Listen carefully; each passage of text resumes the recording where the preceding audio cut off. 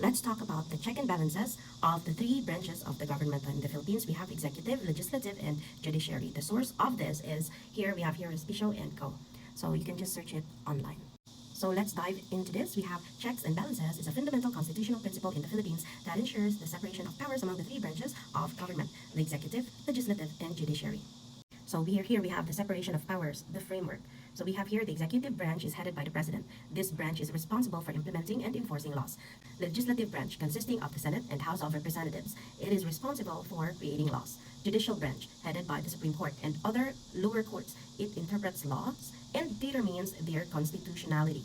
Next, we have the mechanisms of checks and balances. So the checks on executive branch, we have legislative veto power. Congress can review and reject presidential vetoes through 2/3 vote in both Senate and House of Representatives. Impeachment, the legislature holds the power to impeach the president for high crimes, betrayal of public trust, graft and corruption, and other impeachable offenses. Budgetary control, Congress exercises the power of the purse, meaning it controls the national budget, and the president cannot spend public funds without legislative authorization.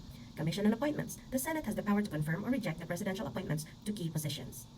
Next, we have the checks on legislative branch. We have presidential veto. President can veto legislation passed by Congress. However, Congress can override this veto with a 2/3 majority. Next, judicial review. The judiciary can declare laws passed by Congress unconstitutional through its power of judicial review. This is under Section 1, Article 8 in the 1987 Constitution.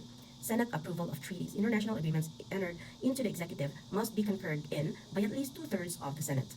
So here we have the checks on judicial branches. We have impeachment. Justices of the Supreme Court and other judicial officers can be impeached by the Congress for facts of malfeasance, misfeasance, or abuse of power. Budgetary control. Although the judiciary enjoys fiscal autonomy, its budget is still subject to review and approval by the legislature. Executive appointments. The president appoints justices of the Supreme Court based on their recommendation on the Judicial Bar Council. Now we have here, applicable in Philippine political practice, we have impeachment cases. Impeachment of Joseph Estrada, we have here, it talks about the corruption, okay? Next is impeachment of Chief Justice Renato Corona. Impeached and removed from office for not fully disclosing his assets, liabilities, and net worth. How about in judicial review? We have here, the Supreme Court of the Philippines has declared laws unconstitutional on various occasions, such as Priority Development Assistance Funds, PDAF, decision in 2013, which nullified the use of pork barrel funds by legislators. And then it says here, in conclusion, the checks and balances system in the Philippines is a cornerstone of its democratic governance. It maintains the separation of powers among executive, legislative, and judicial branches, ensuring that each can monitor and limit the others. This structure prevents abuse of power and promotes a balanced, accountable, and transparent government.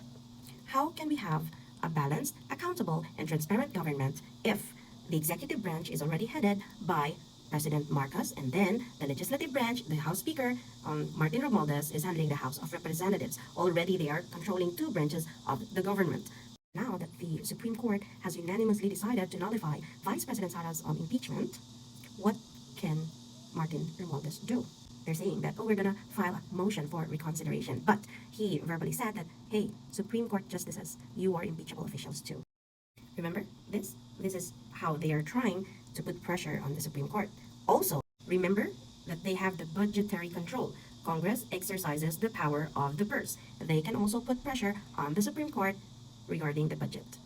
So, please try to let this sink in.